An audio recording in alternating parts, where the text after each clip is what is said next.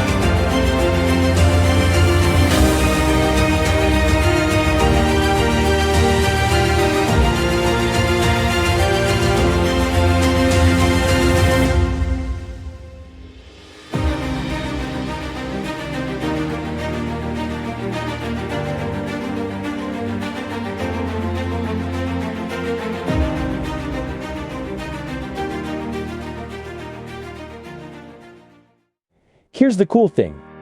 I created a video with a voiceover from a single still image of mine and a trained AI from my previously recorded voice without me saying anything on this AI-produced video. Watch how AI added facial expressions such as lips movement, showing natural-looking shiny teeth, eye glancing, and including emotion from my photo. Hi, my name is David. Welcome to my senior project entitled The Pros, Cons, Ethics of AI in Content Creation. Today I will present to you one of the many ways AI can create new content. What you are watching is an AI-generated video from my photo. Here is my original photo, and now you see an AI-generated video of me speaking to you. And did you know?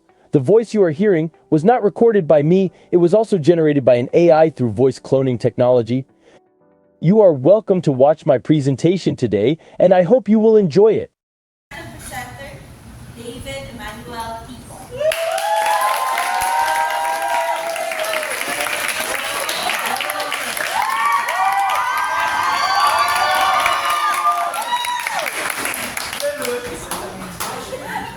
Okay, greetings, Acacia community and guests from outside. Thank you for coming.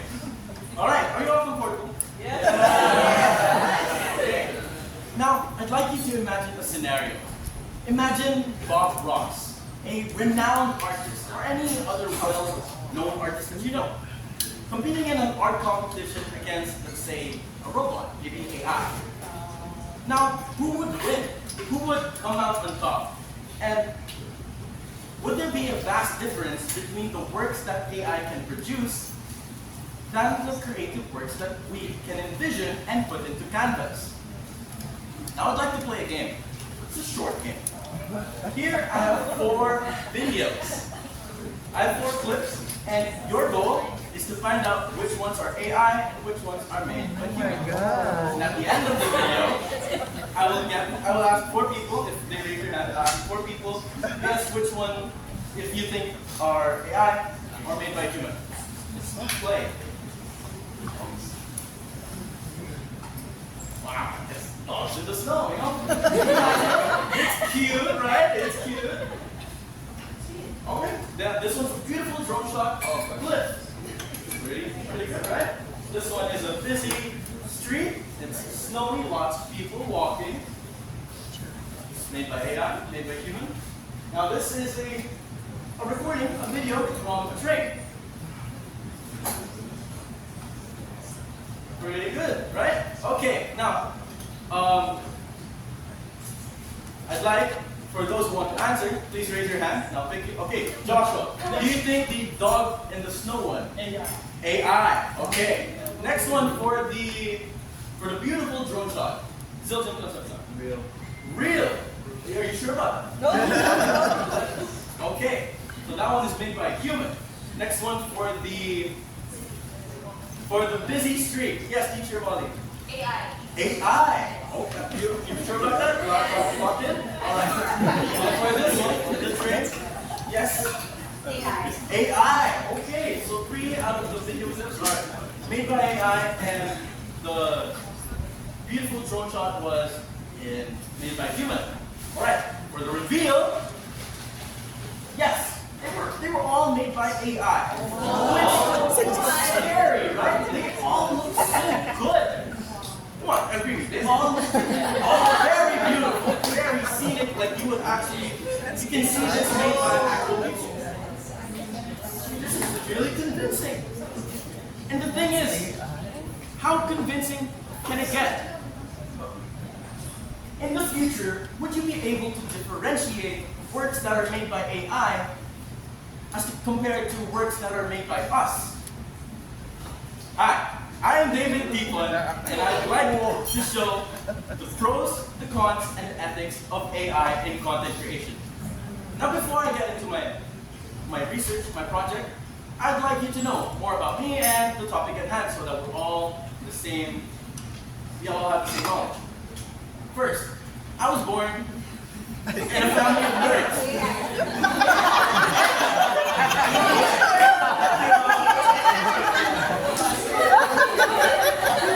I was born in a family of nerds. My brother, my parents, my titos, my cousins, they're all nerds. Okay?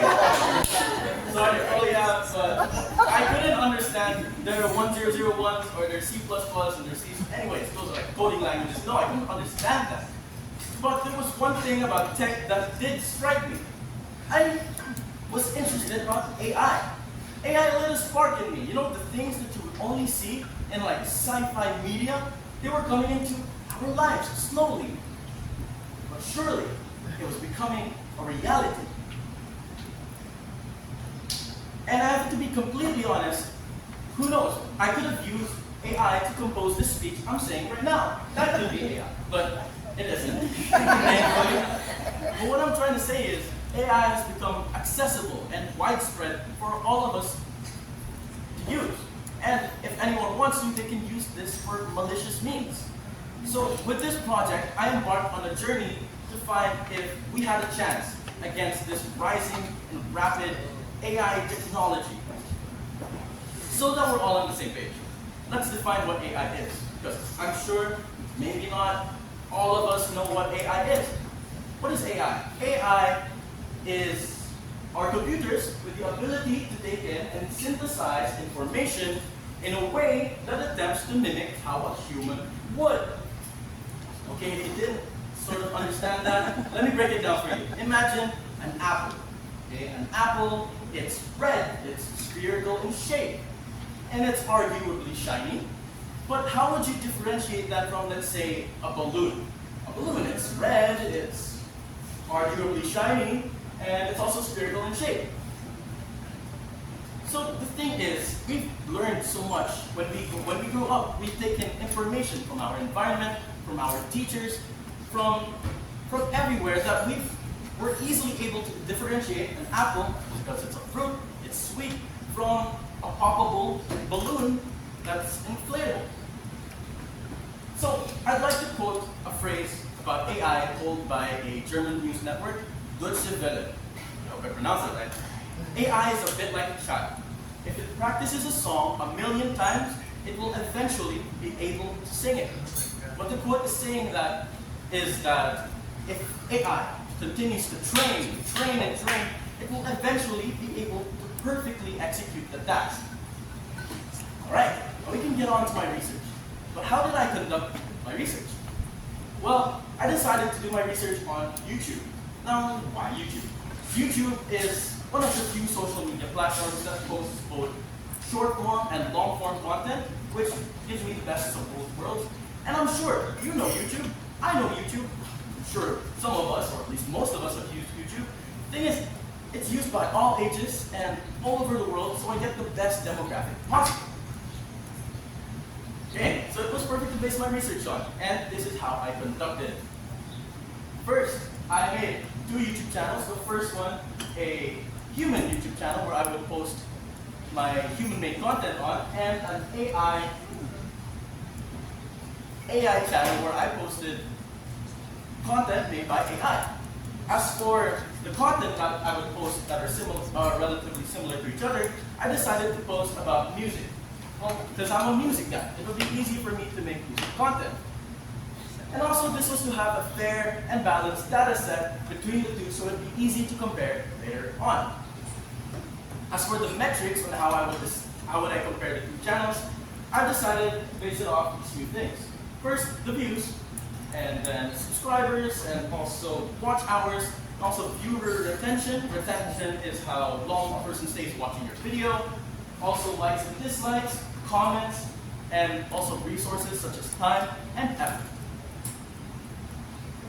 With this, I was also able to interview 2 content creators from both sides. After making my channel, I become more knowledgeable, and therefore I felt qualified to ask questions to an AI YouTuber and a traditional YouTuber. Now, the timeline for my human channel, let's get to it. So, around March 2023 was when I finally made my YouTube channel. And also the first day I uploaded the very first video. This was to have substance in my channel, so at least something to show to my teachers. And this marked the start of my journey. And then months later, I was finally, around July 2023, I posted 4 more videos. These were band performances that we had in our prom. And then around September 2023, I was actually running out of content. So I made covers in my bedroom, and this took a lot longer than the band performances. Those were just recordings. This was more of, there was preparation for the song itself, and the video setup, and the audio, and also compiling them into a video editor, producing the final video. Now, around January 2024, the start of the year, I realized I hadn't been making the same content as to my AI channel. So I made a music documentary, which is the main content of my AI channel, so that I have a comparable data set. Now, as for the equipment that I use to make my human-made channels, my human-made content, first I use my phone. It's not in the best condition, but it can record. It can record both video and audio, and it's also where I compiled the videos and even uploaded the final video. As for the apps that I use CapCut, a free video editing app where I compiled all the videos and produced the final video, and also I use Hypic, a image editing app where I made my thumbnails and also the necessary image correction and all that stuff. Here's a preview of the music documentary I made in my channel. As of recent months, cases have popped up wherein the voices of deceased artists have been brought back to life, such as the likes of Amy Winehouse, Freddie Mercury, and John Lennon. With the use of AI, is it alright to posthumously recreate the voices of deceased artists? And what are the ethics to this, and where do we draw the line? I'm embarrassed of my own work. But that took me hours to produce, and it did quite well in my channel. Now, but now I'd like to tell you how I made the AI content in my AI channel. As for the apps that I use ChatGPT. I'm sure we're all familiar, but I'll give a brief background. ChatGPT is a generative AI model that constructs text to a given prompt. So for example, I told ChatGPT, hey, I want a Valentine's poem for this girl I'm writing for. And then, it's an example, guys. So it would write me a Valentine's poem, sweet, romantic. So what I did was I asked ChatGPT, hey, can I have a YouTube video script for this topic I'm doing? And it would give me a script. And then what I would do is I would feed this script into another AI, it's called in-video AI, where it would turn these scripts into full-fledged videos. So I wouldn't have to do much thinking, editing. It was all done by AI. And as for my thumbnails and my other images, I used DALL-E and Midjourney. These are AI generative imaging models, which is for my thumbnails. And what I would do is I would take the topic that I fed into ChatGPT and I would put it into Midjourney, and I would refresh the images until I find a satisfactory image I would like to use for my channel. Now, since I'm a faceless and voiceless AI content creator, I would use a free text-to-speech tool AI that I found online. It's called FreeTTS. What I would do is I put my script into this AI and it would read it for me. I would use that audio and compile it into the final video. Here's a preview of one of the videos that I uploaded in my AI channel. First up, imagine a guitar so massive it's longer than a tour bus. The Guinness Book of World Records certifies the world's largest playable guitar at a staggering 13 meters, crafted by the Academy of Science and Technology in Texas. Okay, so I do want to point out that the videos were like 90%, at least 90% made by AI. There was very little, even non-existent human input. So yeah. Now, as for the interview, I was lucky enough that in the 3rd week of February, I was able to... First up, imagine a guitar so massive.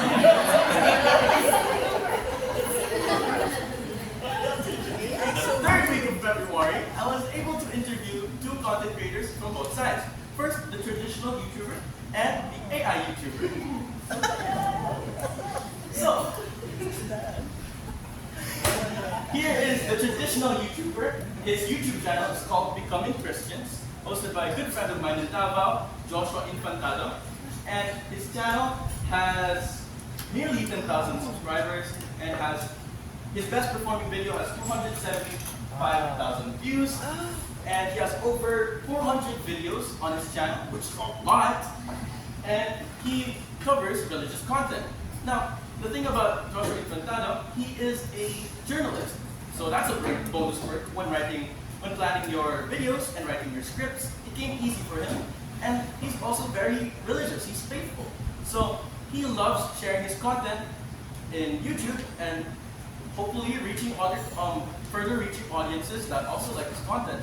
And since he feels that it is his calling to share this, he never feels burnt out. Now, that part is important to note.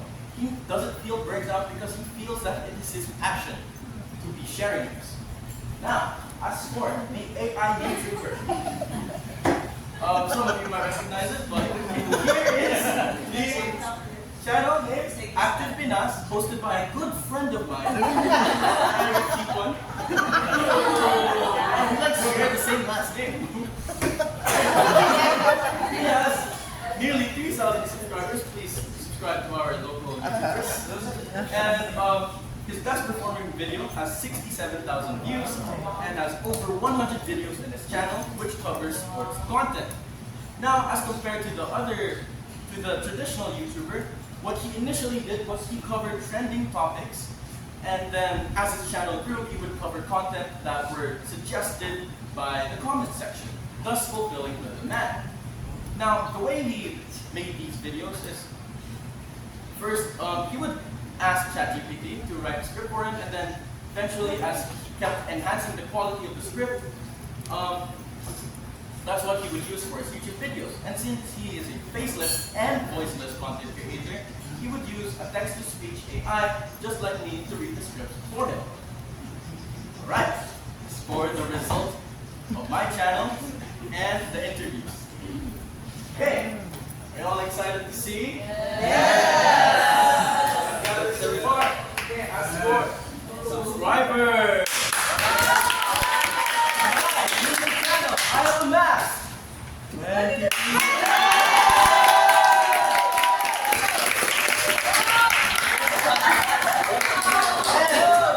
Okay, that might not seem like a large number, but if we compare that to our AI channel,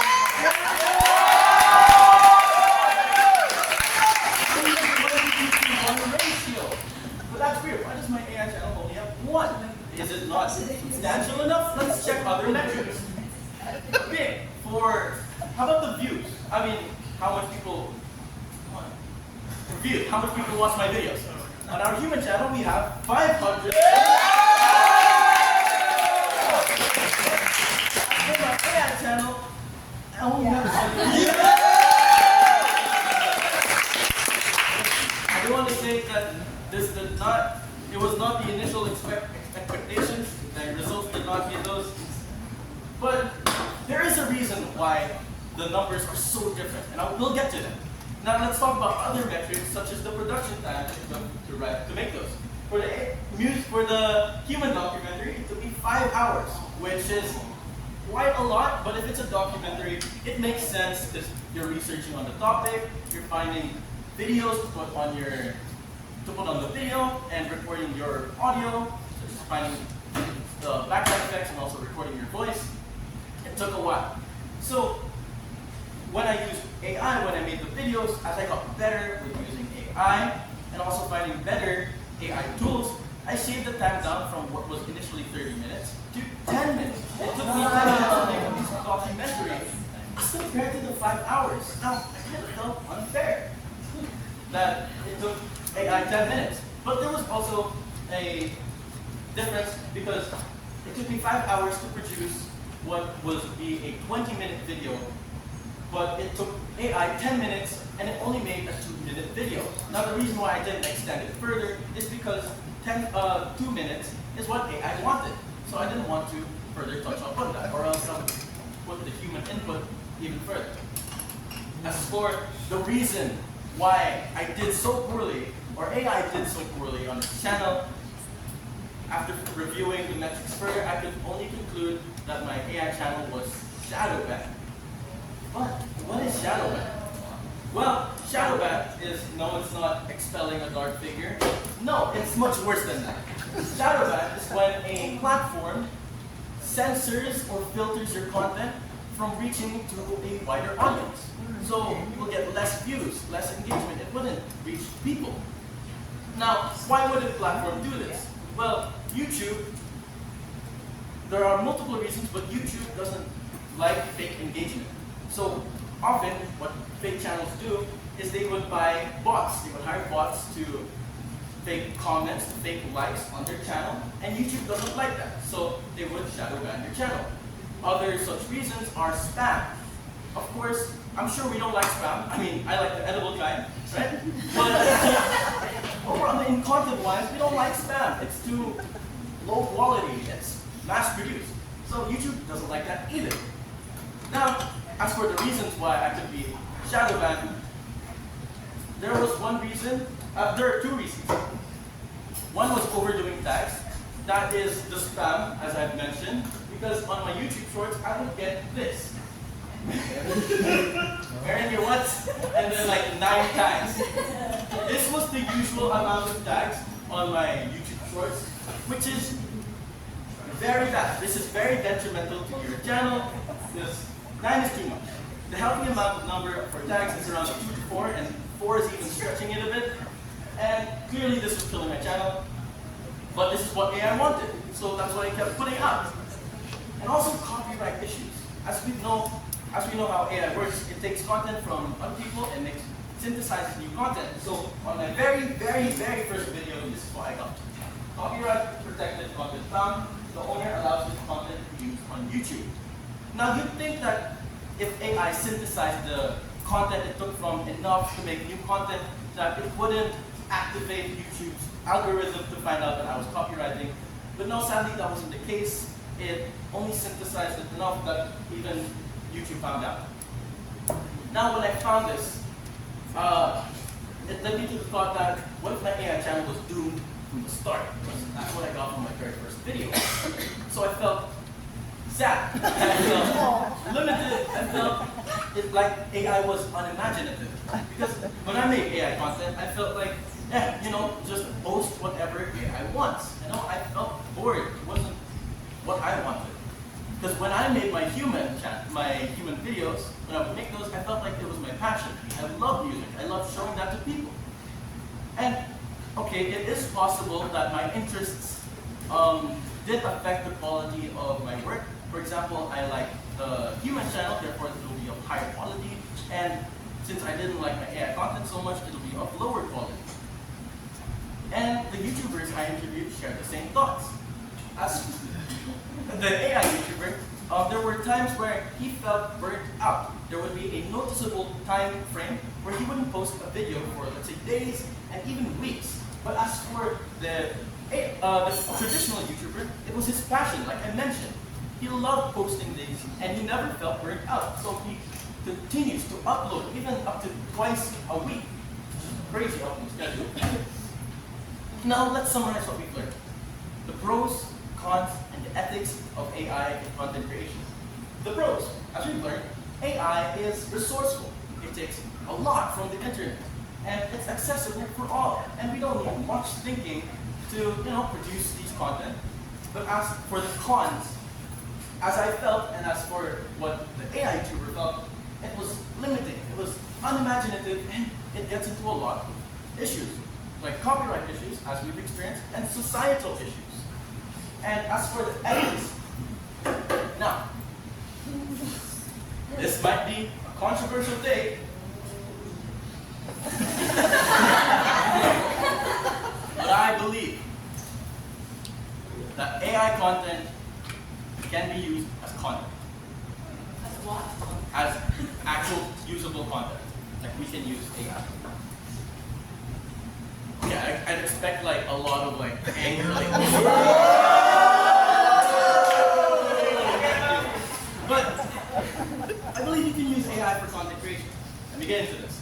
You can use AI to benefit you or humanity in multiple ways, such as, it's going to be controversial again, AI deepfakes. For example, when an actor gets into an accident, we already have lots of film. For example, the Fast and Furious movie. We have lots of recorded film, but there was an accident, therefore the actor couldn't get more time in the movie. So what they did was they did an AI deepfake, and it turned out pretty well. But as we know, it gets into a lot of issues, such as, I hate to say it, deepfake pornography. That's a big, very, very dark issue, negative issue. But there are also, such as using AI to give voice for the voiceless, and a lot more. It doesn't mean that I'm all for AI.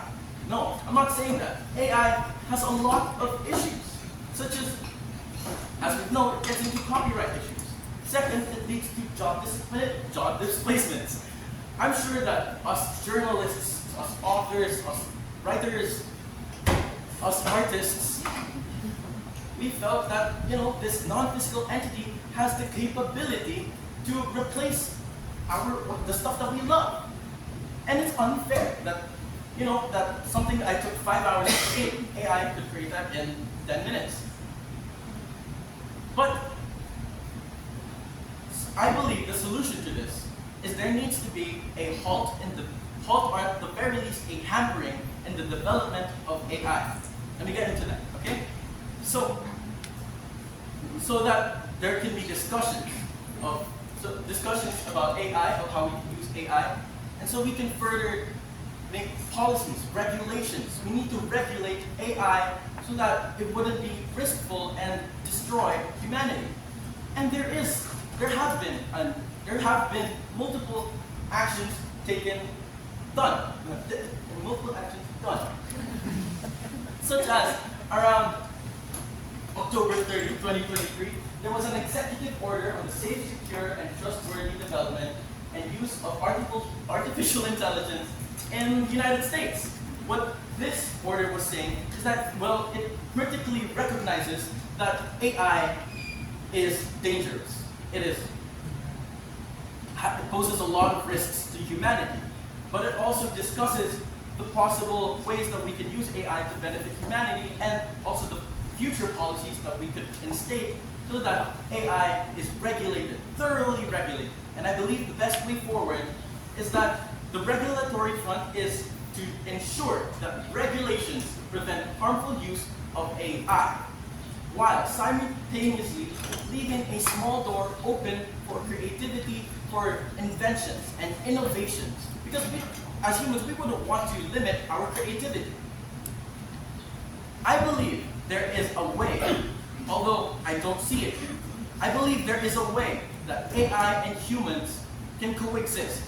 I believe they can help us and not destroy humanity. I got through that. Acknowledgements. First, I'd like to thank my research team.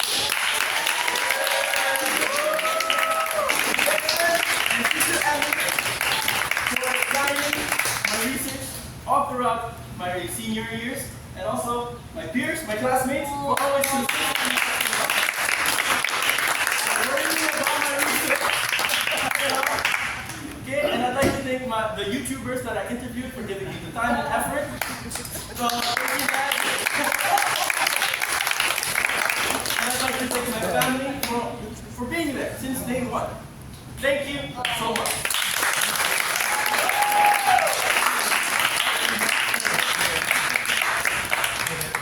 Okay, we have 15 minutes Q&A for David. Question?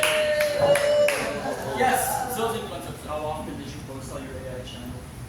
At first, initially I posted twice a week, but that was a very rare occasion. Then I slowed down to one video a week, but those were long form. And as for the short form content, I posted around one short a week. Thank you for asking. Yes, Teacher Joe. Thanks for your presentation, David.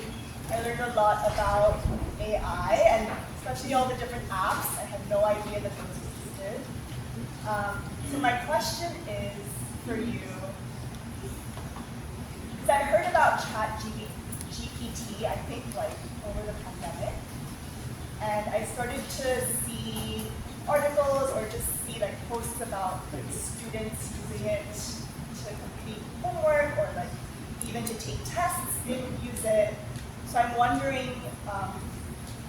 what are your thoughts, or what do you think about this? I don't know if it's a phenomenon, I don't know if you guys use it. But I'm just wondering, like, from your experience, what have you seen and what do you think about it? Okay. Admittedly, I have seen a lot of people use this for malicious means, such as writing their papers for them, writing articles, writing even children's storybooks.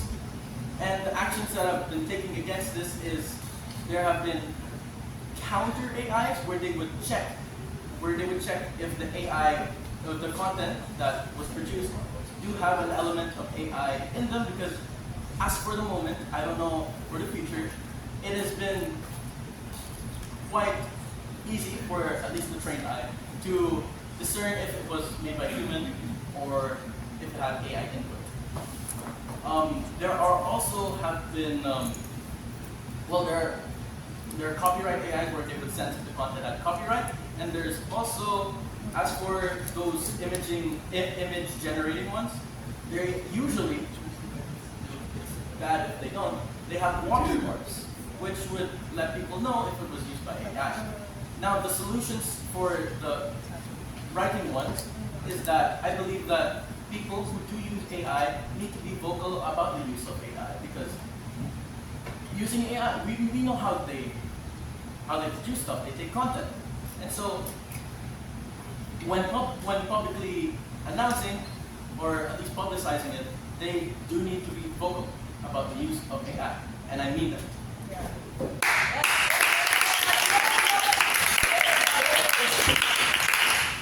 Dave, congratulations first of all.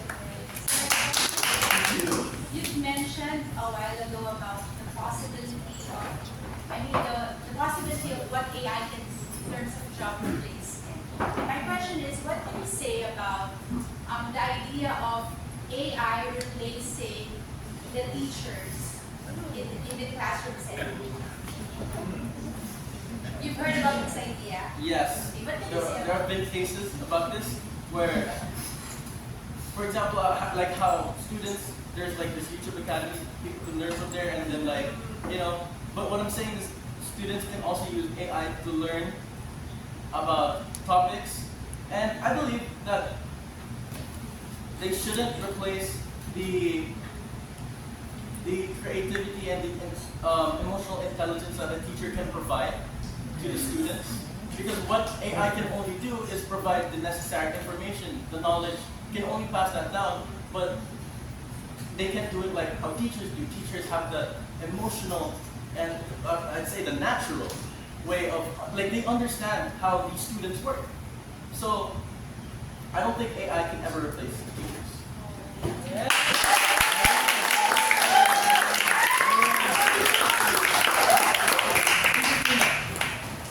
David, congratulations. Wow, what a hard topic. Yes, yeah. I have a question. Because you started by saying that AI is like a child, that learns something. Yes. So what if I have twins? Let's say I can still have babies. And one is a child, normal, and one is an AI. Okay? And they learn. Would you know? Or can you state the difference in their quality of learning? And that knows quality of how they create. Because I really believe too, I think we should learn to work together and use AI because it has a reason for being there.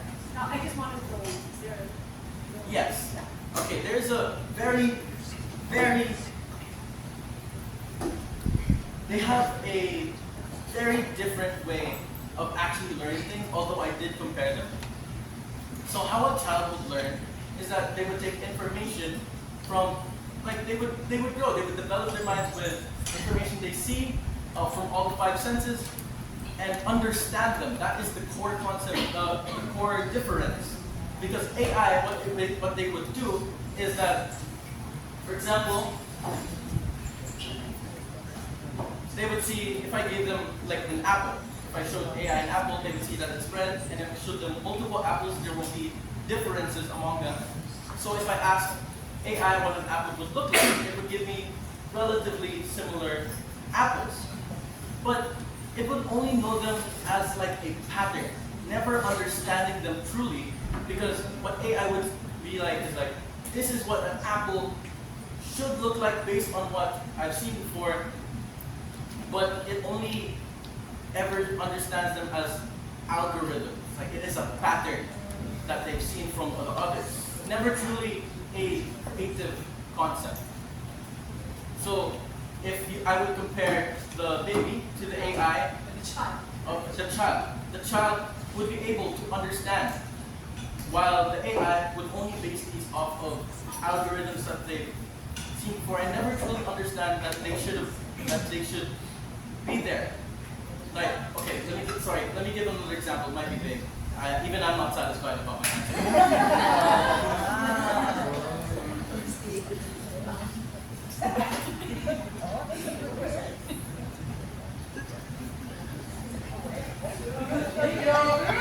Sorry, I know the answer, but I just can't convey them to words.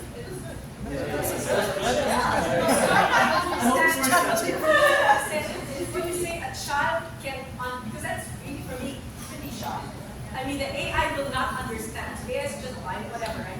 The child will understand. What does it mean to understand? For a child, I mean, for a human being, for example, what is that? What has to come to play so that there is an understanding, whereas this one doesn't. Okay, for example, if I fed AI a bunch of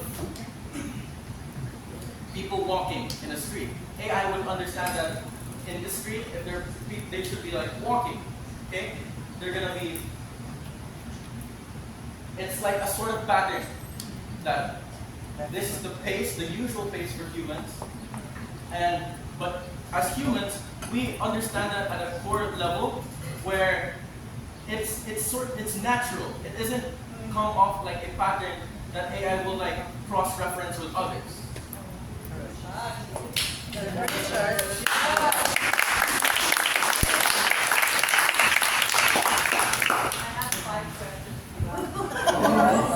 More or less answered it through the other question. One was to define AI as computers mimicking how humans think.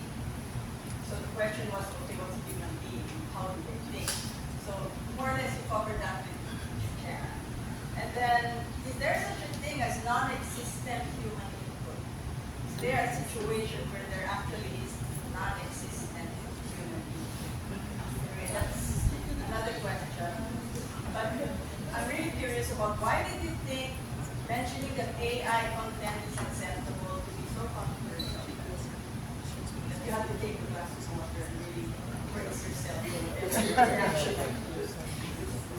Okay, for the one about So it's okay, I'm fine with the other question. Just this last okay. question. Why was that so controversial? What questions? Why did you think stating that AI content is acceptable for you as content controversial? Okay, because when I asked around, asked my friends, asked my classmates, asked anyone I could ask, we found that we had differing ideas, conflicts, and I realized that of course, we all don't think about the same about AI, and so when I even initially brought this up, there were a lot of whispers and a lot of rumors about AIs, because AI has been often painted in a negative light, and as someone who is sort of advocating for the use of AI, it was going to be I thought it would be a more controversial topic, so I was bracing myself for that. Yes. What were the differences, like copyright, the issue of copyright? Yes, the issue of copyright, it's a very big issue because if, for example, I took a lot of time and effort into this work that I did, and there was a lot of challenges I did, and then AI just takes that and replicates it, it's like stealing, it's like copy-paste. So there wasn't any effort into that. So I knew this would get into a lot of issues. Yeah, so let me just follow up on that. I guess that in a way shows your standard copyright. But it's an interesting thought that I picked up very recently. That there was an instance that there were 5 inventors. They went to the patent office to have the same invention patented. So the question is, where did they get their ideas and who owns the idea? Wait, sorry, I can quite No, hear. so I'm saying that the issue of copyright is a big issue for AI, diba? So you feel you put in 5 hours in this, you own whatever you created, diba? AI just picked it up from millions of computers and in 10 seconds it's there. So, but I got this, somebody mentioned this incident of 5 inventors going to the patent office in the US, presenting exactly the same invention, and all claiming ownership. So where did that idea come from and who really owns it? How do you prove that you own it?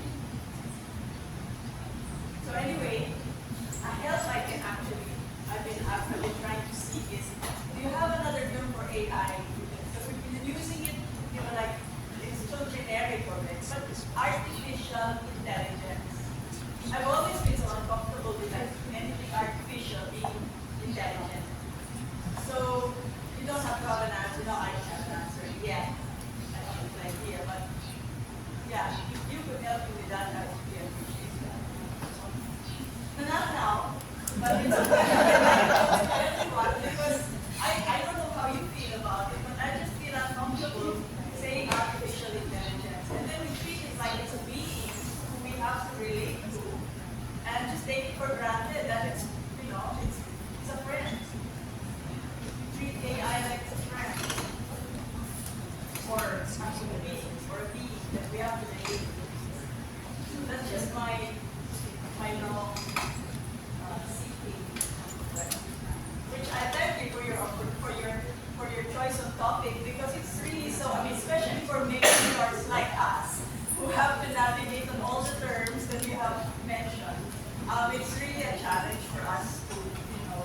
find our way during life. So thank you.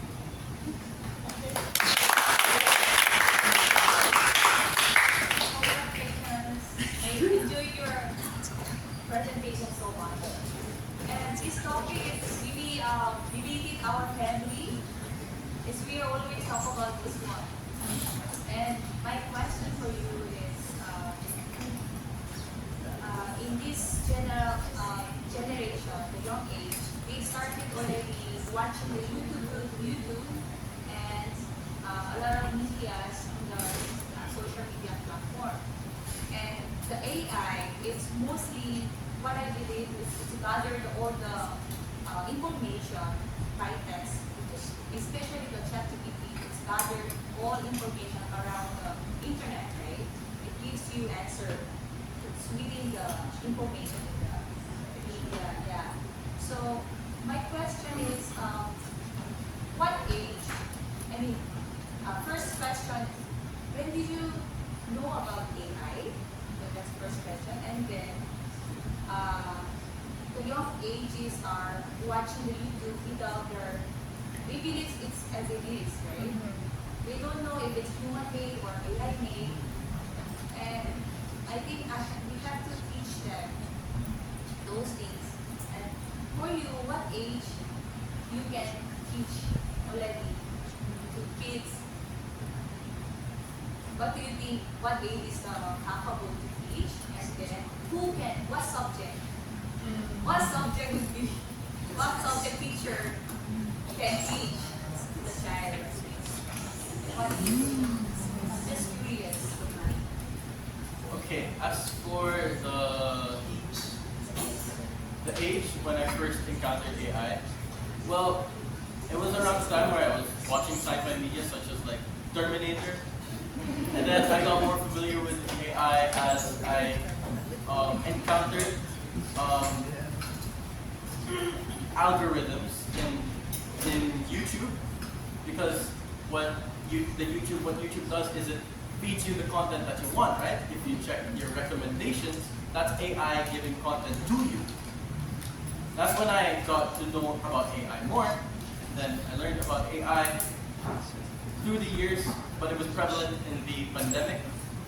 Now, as for the age where we should teach children about AI,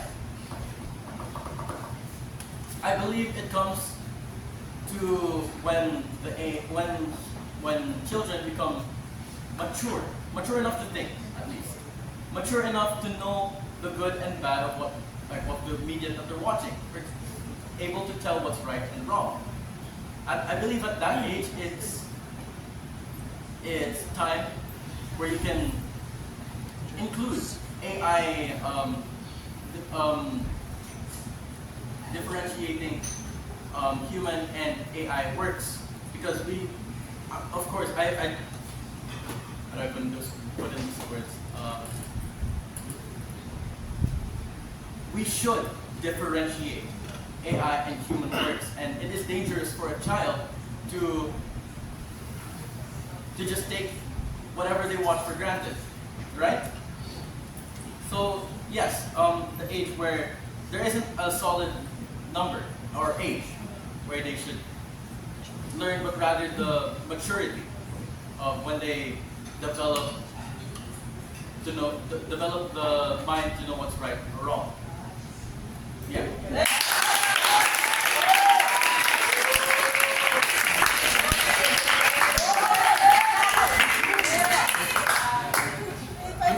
Unfortunately, we have to stop there.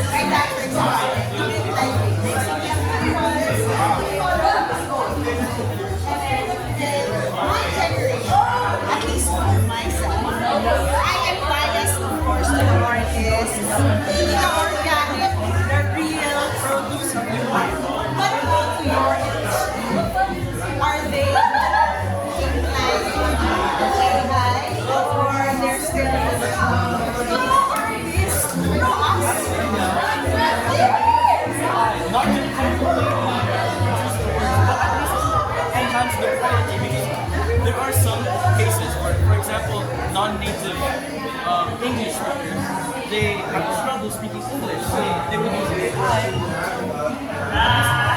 Easier for English to use English. So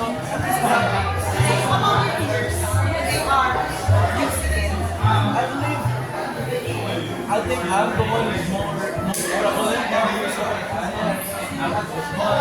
I'm sure they have cases where they have to strike.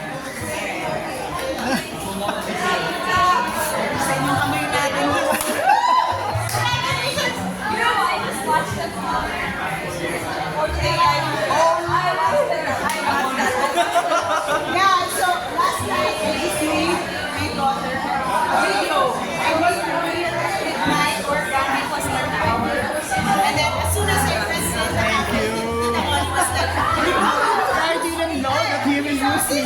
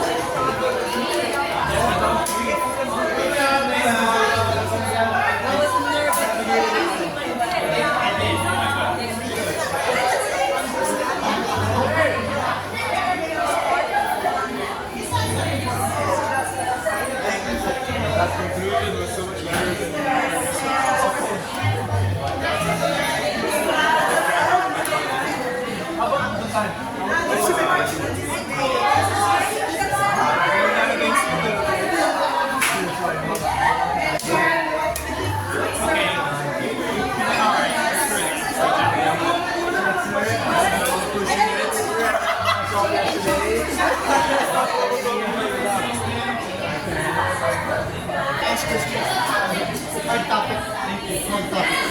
It was very